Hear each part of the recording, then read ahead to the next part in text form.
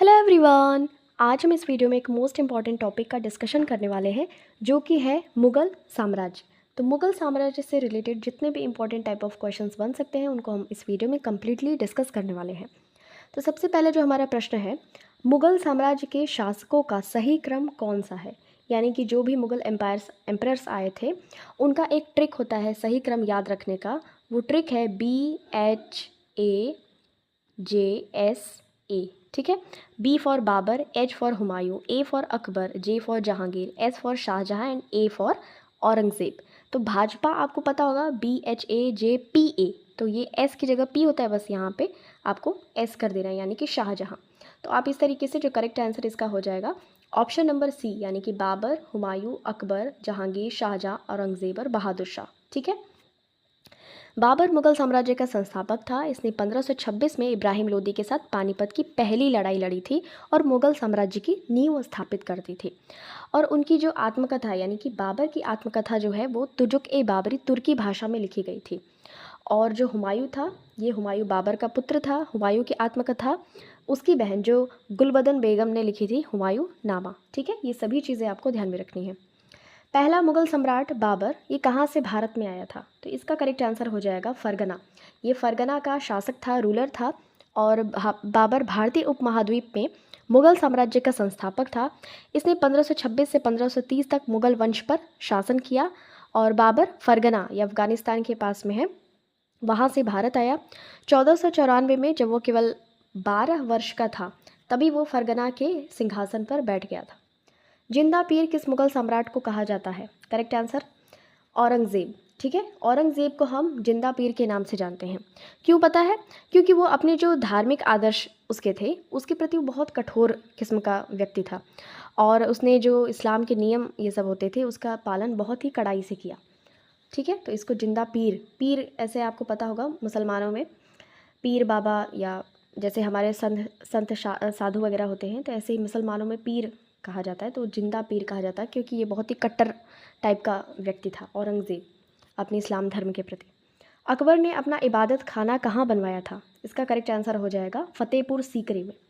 फतेहपुर सीकरी इबादत खाना आपको पता होना चाहिए, जो हम पूजा घर जिसको बोलते हैं मंदिर टाइप में, तो वैसे ही इस्लाम धर्म में होता है इबादत खाना। तो ये फतेहपुर सीकरी में मुग़ल बादशाह अकबर ने इबादत खाना 1575 ईस्वी में बनवाया था। और ये विभिन्न धार्मिक आधारों के आध्यात्मिक नेताओं को एकत्रित करने का स्थान है। वहाँ पे जो भी धर्म होती है उनकी शिक्षा दीक्षा दी जाती है। 1707 में औरंगजेब की मृत्यु के समय मुगल साम्राज्य के कितने सूबा थे? तो जब औरंगजेब की मृत्यु हुई 1707 में, तो मुगल साम्राज्य में कुल 21 सूबा थे। ठीक है, 21। ध्यान में रखिएगा कि औरंगजेब सम्राट शाहजहां और मुमताज़ का तीसरा पुत्र था। और इसका जो मूल नाम था, मतलब एक होता है निक नेम और एक सब नाम बुलाते हैं और एक होता है ओरिजिनल नेम। तो जो इसका ओरिजिनल नेम था मुही अल दीन मोहम्मद। किस मुगल सम्राट को आलमगीर कहा जाता था, तो करेक्ट आंसर इसका हो जाएगा औरंगज़ेब। जिंदा पीर, आलमगीर, ये सभी नाम किसके हैं? औरंगज़ेब के हैं। आलमगीर का मतलब होता है संसार का विजेता।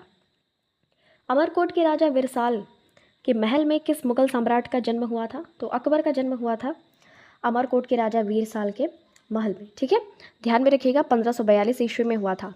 और जब उनके पिता मतलब अकबर के पिता हुमायूं शेर शाह सूरी से भाग रहे थे, मतलब हुमायूं बहुत बार शेर शाह सूरी से परास्त हुए थे, जैसे चौसा के युद्ध में, कन्नौज के युद्ध में। तो इस सभी युद्धों में जब वो परास्त हो गए थे, वो भाग रहे थे, तो वो राजा वीर शाह के यहाँ इन्होंने शरण ली थी। तो वहीं पर अकबर का जन्म हुआ था 1542 में। बाबर ने किस वंश को हराकर मुगल साम्राज्य की नींव रखी थी, तो करेक्ट आंसर इसका हो जाएगा लोदी। ठीक है, तो देखिए इब्राहिम लोदी जो पानीपत के प्रथम युद्ध में बाबर से इसने लड़ाई की थी और उसमें हार जाता है। फिर मुगल साम्राज्य की स्थापना कर दी जाती है बाबर के द्वारा। कब?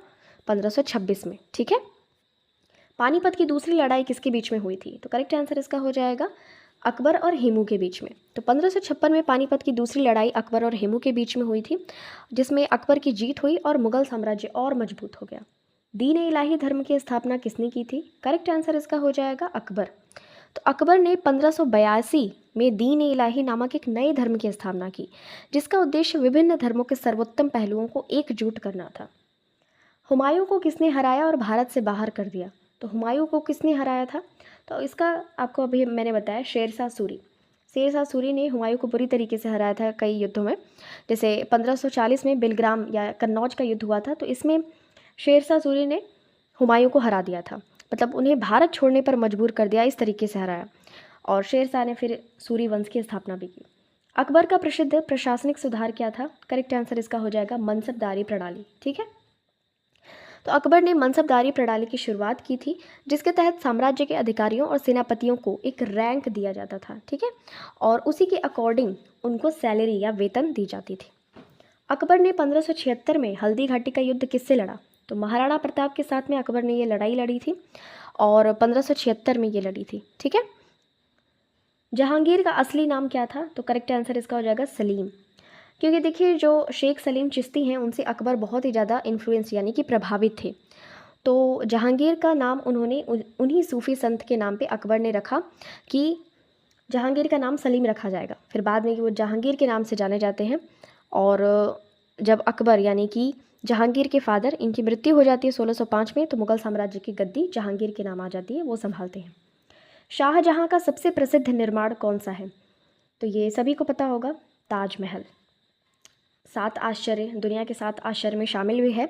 शाहजहाँ ने अपनी पत्नी मुमताज़ महल की याद में ताजमहल का निर्माण आगरा यानी कि उत्तर प्रदेश में करवाया था। औरंगज़ेब का शासनकाल किस घटना के साथ समाप्त हुआ? करेक्ट आंसर इसका हो जाएगा औरंगज़ेब की मृत्यु। तो औरंगज़ेब की मृत्यु के साथ ही औरंगज़ेब का शासनकाल समाप्त हो गया। 1707 में औरंगज़ेब की मृत्यु हुई और धीरे धीरे आप देखते हैं कि मुग़ल साम्राज्य का पतन शुरू हो जाता है। दौलताबाद में स्थित फ़कीर बुरहानुद्दीन की कब्र के अहाते में फिर औरंगज़ेब को दफना दिया गया। अकबर के शासनकाल में किस भाषा का उपयोग राज दरबार में होता था? करेक्ट आंसर इसका हो जाएगा फ़ारसी। अकबर के दरबार में फ़ारसी भाषा का आधिकारिक रूप से उपयोग होता था। औरंगज़ेब का असली नाम क्या था? तो ये हमने अभी देखा था, मुइनुद्दीन मोहम्मद। ठीक है, तो औरंगज़ेब का पूरा नाम मुइनुद्दीन मोहम्मद था। इसने मुग़ल साम्राज्य का विस्तार किया, लेकिन उसकी कठोर धार्मिक नीतियों के कारण साम्राज्य का पतन शुरू हो गया, और ये सभी धार्मिक नीतियों के कारण उसे कहा जाता था जिंदा पीर। मुग़ल साम्राज्य का अंतिम सम्राट कौन था? करेक्ट आंसर इसका हो जाएगा बहादुर शाह जफ़र। तो बहादुर शाह जफ़र ये मुग़ल साम्राज्य का अंतिम सम्राट था। और 1857 की क्रांति तो आप सभी को याद होगी। तो 1857 के विद्रोह के बाद उन्हें अंग्रेज़ों ने भारत से निर्वासित कर दिया था। ये रंगून यानी कि वहाँ पे चले जाते, फिर उनकी वहीं पे डेथ हो जाती है। मुग़ल काल में किस प्रकार की वास्तुकला प्रसिद्ध थी? तो मुग़ल काल में जो आर्किटेक्चरल स्टाइल थी वो मुग़ल शैली थी। ये अपनी खुद की ये शैली लेकर आए थे, जो इस्लामी, भारतीय और फ़ारसी शैलियों का मिश्रण थी। ठीक है, एक मिक्सचर था। अकबर के नवरत्नों में से किसने आईने अकबरी की रचना की? तो करेक्ट आंसर इसका हो जाएगा अबुल फजल। अबुल फजल ने आईने अकबरी की रचना की, जो अकबर के शासनकाल का विस्तृत इतिहास है। अकबर के दरबार में 9 प्रमुख विद्वान थे, जिन्हें हम नवरत्न के नाम से जानते हैं, जिसमें बीरबल, तानसेन, अबुल फजल, ये सभी व्यक्ति शामिल थे। राजा टोडरमल भी थे, और इन्होंने दहसाला व्यवस्था भूमि से संबंधित शुरू की थी।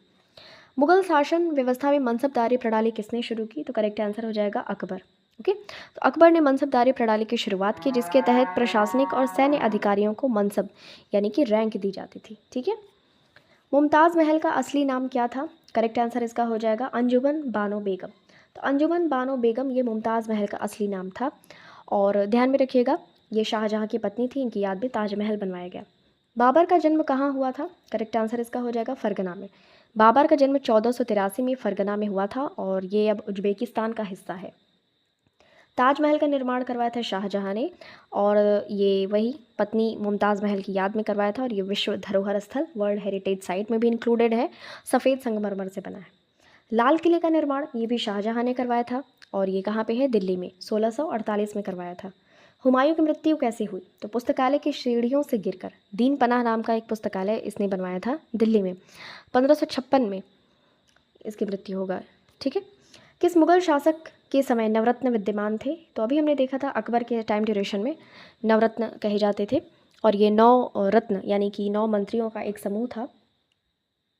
तो ये चीज़ आपको ध्यान में रखनी है। अकबर ने किस वर्ष जजिया कर को समाप्त कर दिया? करेक्ट आंसर इसका हो जाएगा 1564 में। 1564 में अकबर ने जजिया कर को समाप्त कर दिया। नेक्स्ट देखिए, किस मुगल सम्राट को सुल्तान बुलंद इकबाल की उपाधि दी गई थी? तो करेक्ट आंसर इसका हो जाएगा दारा शिकोह। ये औरंगजेब का भाई था, इसको सुल्तान बुलंद इकबाल की उपाधि दी गई थी। शाहजहाँ ने दारा शिकोह को सुल्तान बुलंद इकबाल की उपाधि दी थी। दारा शिकोह शाहजहाँ का सबसे बड़ा पुत्र था। ठीक है। किस युद्ध के बाद बाबर ने गाजी की उपाधि धारण की? Most important question. इसका करेक्ट आंसर हो जाएगा खानवा का युद्ध। ठीक है, खानवा का युद्ध, इसके बाद बाबर ने गाजी की उपाधि धारण की। नेक्स्ट देखिए, किस मुगल सम्राट ने कला और संस्कृति के विकास में महत्वपूर्ण योगदान दिया? तो आप सभी को पता होना चाहिए इसका आंसर, अकबर। ठीक है, तो अकबर ने कला और संस्कृति के विकास में महत्वपूर्ण योगदान दिया। किस मुगल सम्राट ने गुरु तेग बहादुर को फांसी दे दी? तो करेक्ट आंसर इसका हो जाएगा औरंगजेब। ठीक है, तो औरंगजेब आपको ध्यान में रखना है, गुरु तेग बहादुर को इसने फांसी दे दी, ध्यान में रखिएगा। न्याय की जंजीर किस मुगल सम्राट ने शुरू की थी? तो करेक्ट आंसर इसका हो जाएगा जहांगीर। ठीक है, तो जहांगीर ने न्याय की जंजीर शुरू की थी। और ध्यान में रखिएगा, ये जो न्याय की जंजीर होती थी, इससे क्या होता था कि लोग सीधे राजा तक अपनी समस्याएं पहुंचा सकते थे। वो घंटी बजाने वाला टाइप में होता था। उस जंजीर को एक घंटी की उससे बांधा गया था, और जिससे जब भी कोई उस जंजीर को खींचता तो वो घंटी टन टन बजती और जहांगीर जान जाता था कि कोई अपनी समस्या बताने आया है। बाबर ने अपनी आत्मकथा में किसे भारत का सर्वाधिक शक्तिशाली शासक बनाया? करेक्ट आंसर हो जाएगा कृष्णदेवराय। ठीक है, ये चीज़ आपको ध्यान में रखना है। ये हिंदू शासक थे कृष्णदेवराय। तो बाबर ने जो अपनी आत्मकथा लिखी थी तुजो के बाबरी, तुर्की भाषा में बाबरनामा, तो उसमें कृष्णदेवराय को सबसे शक्तिशाली राजा बताया था। और ये दक्षिण में, मतलब कि ये तेनालीरामन के साथ में विजयनगर साम्राज्य के शासक थे ये। किस मुगल शासक के शव को पहले आगरा में दफनाया गया और फिर उसके बाद कहाँ दफनाया गया? काबुल में। तो इसका जो करेक्ट आंसर हो जाएगा बाबर। तो बाबर का जो शव था पहले उसको आगरा में दफनाया गया, फिर काबुल यानी अफगानिस्तान की राजधानी को काबुल में दफनाया गया। बाबर द्वारा लड़ा गया अंतिम युद्ध कौन सा था? करेक्ट आंसर इसका हो जाएगा घाघरा का युद्ध। ठीक है, पानी पिया, खाना खाया, चला यानी कि चंदेरी का युद्ध, फिर लास्ट वाला घाघरा बांध के। ये ट्रिक है बाबर के सभी युद्धों को याद रखने की। पानी पिया, खाना खाया, चला घाघरा बांध के। तो घाघरा का जो युद्ध था सबसे अंतिम युद्ध था 1529 में, और 1530 में बाबर की डेथ हो जाती है। ठीक है, बाबर ने किस भाषा में बाबरनामा लिखा? तो ये आपको याद हो गया होगा, तुर्की भाषा में इसने लिखा था अपनी आत्मकथा जो बाबरनामा थी। बाबर का जन्म कब हुआ था? 1483 में फरगना में हुआ था। ठीक है, 14 फरवरी वैलेंटाइंस डे के दिन इनका बर्थडे जी हुआ था। बाबर के पिता का नाम क्या था? तो करेक्ट आंसर हो जाएगा उमर शेख मिर्ज़ा। ठीक है, उमर शेख मिर्ज़ा बाबर के पिता का नाम था, और माता थी कुतलुग निगार खान। बाबर का उत्तराधिकारी कौन था? तो बाबर का जो बेटा था वो था हुमायूं। ठीक है, बाबर के पिता किस वंश से संबंधित थे? करेक्ट आंसर हो जाएगा तैमूरी वंश। तैमूरी वंश से संबंधित थे बाबर के पिता, और बाबर की जो माता थी वो मंगोल वंश से संबंधित थी। तो तैमूर और मंगोल दोनों के ही वंशज थे बाबर। बाबर का शासनकाल कब से कब तक चला? तो भारत में तो 1526 से लेकर 1530 तक चला। ठीक है, क्योंकि बाबर का शासनकाल देखिए 1526 में शुरू हुआ, 2 दिसंबर 1530 को उसकी मृत्यु हो गई, इसके साथ ही समाप्त हो गया। बाबर का सबसे प्रमुख साहित्यिक योगदान क्या है? करेक्ट आंसर हो जाएगा बाबरनामा। ठीक है, तुर्की भाषा में इसको लिखा गया है। पानीपत के प्रथम युद्ध में किस प्रकार की रणनीति का उपयोग किया गया जिससे बाबर को विजय प्राप्त हुई? करेक्ट आंसर इसका हो जाएगा तोपों का उपयोग। तो बाबर ने तोपों का उपयोग किया था, जिसके माध्यम से उसने इब्राहिम लोदी को हरा दिया और पानीपत का प्रथम युद्ध भी जीत गया था। बाबर के अनुसार वह किस वंश से संबंधित था? तो तैमूरी और चंगेज़ी दोनों वंश था, क्योंकि उसके माता और पिता तैमूर और चंगेज़ी थे।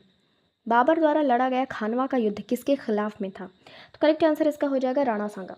राणा सांगा के खिलाफ में था खानवा का युद्ध। इसके बाद ही इन्होंने गाजी की उपाधि धारण की थी। ठीक है, तो खानवा का युद्ध बाबर और राणा सांगा के बीच में 1527 में हुआ था। पानीपत का युद्ध 1526 में हुआ था। फिर हुआ था खानवा का युद्ध 1527 में, और 1528 में होता है चंदेरी का युद्ध राजा मेदिनी राय के खिलाफ में, और फिर 1528 में होता है घाघरा का युद्ध। ठीक है, ये अफगानों के खिलाफ। अकबर के दरबार में प्रसिद्ध संगीतकार कौन थे? तो ये थे तानसेन। ठीक है, तानसेन अकबर के दरबार के प्रसिद्ध संगीतकार थे और इन्हें भारतीय शास्त्रीय संगीत का जनक माना जाता है। किस युद्ध में बाबर ने जिहाद का नारा लगाया था? तो करेक्ट आंसर हो जाएगा खानवा का युद्ध। खानवा का ही युद्ध था जिसमें 1527 में इन्होंने गाजी की उपाधि धारण की और जिहाद का नारा लगाया। किसके शासनकाल को मुगल काल का स्वर्ण युग कहा जाता है? करेक्ट आंसर इसका हो जाएगा शाहजहां। शाहजहां के शासनकाल को मुगल काल का स्वर्ण युग कहा जाता है, क्योंकि उस समय कला, स्थापत्य और साहित्य में काफ़ी उन्नति हुई। ताजमहल, लाल किला, ये सभी चीज़ें आपको देखने को मिलती हैं। तो इस तरीके से हमारा ये वीडियो एंड होता है। हमारे यहाँ पे 50 क्वेश्चंस हम मुगल साम्राज्य के डिस्कस कर लिए हैं, और वीडियो पसंद आती है तो like share and subscribe to this channel and please share this video with your friends. Thank you so much for watching this. मिलते हैं आपसे next video. Till then take care, अपना खूब सारा ख्याल रखिए। वीडियो को ज़रूर रिवाइज करते रहिए।